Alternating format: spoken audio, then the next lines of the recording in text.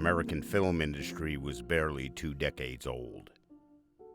But stars were already signing contracts for millions of dollars.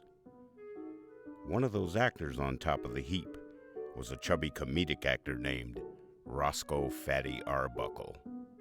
However, in 1921, the babyface star was faced with ruin when he was charged with the rape and murder of a young fashion model and would-be actress named Virginia Rappe. It was Hollywood's first great scandal. Until then, the actors were portrayed as all but perfect in their private lives. But this sordid affair seemed to show that they were very human after all. And Arbuckle was about to face the most important audience of his life, a jury of his peers. Born Roscoe Conkling Arbuckle on March 24, 1887 in Smith Center, Kansas, legend has it that he weighed 16 pounds at birth. His father, William, a farmer, was a slim man. He doubted the plump child was his. He named his boy after Roscoe Conkling, a womanizing New York politician he despised. Nicknamed Fatty from birth, Arbuckle rose above the dislike of his father. In the 1890s, William gave up farming and relocated the family to California. There, Roscoe showed a talent for singing, acting, and dancing. Despite his weight, he was agile and could move with grace and skill. He made his stage debut at age 8, acting for Frank Bacon, a character actor and playwright.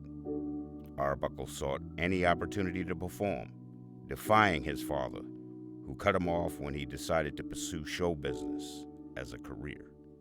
By age 15, he was a regular in the vaudeville circuit, and in 1906 was a headline theater act. In 1908, he married Minta Durfee. But Arbuckle knew there was more money to be made in the fledgling film industry. So in 1908, he got his first film role as an extra. Soon he was getting enough film work to give up on the theater. In 1913, he joined film producer Mack Sennett's comedy troupe.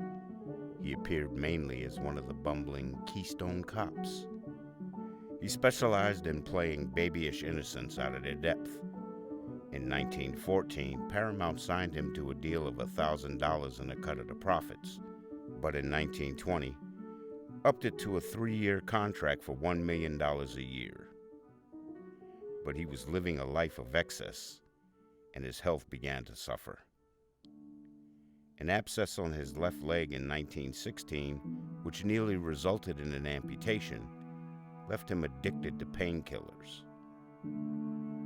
He and his wife separated in 1921, and despite continued success, other misfortunes began to befall him. In September 1921, he burned his buttocks in an accident on a film set, but was invited from a friend to a Labor Day party at the luxurious St. Francis Hotel in San Francisco. The party, with plenty of bootleg booze, was broken up when Virginia Rappe, writhing in pain from a ruptured bladder, accused Arbuckle of raping her. When she died days later, he was charged with murder, which was downgraded to manslaughter. The evidence against him was slim. Rappe had made similar allegations against men before, and there had been no evidence of sexual assault or violence on her body. It was known that she had already suffered from a bladder condition. Maud Delmont, another guest at the party, claimed Arbuckle had raped Rappe and injured her bladder.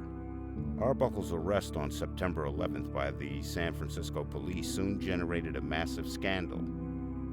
Arbuckle maintained his innocence, but he was lambasted in the press, and the public, unused to Hollywood scandal, boycotted his films.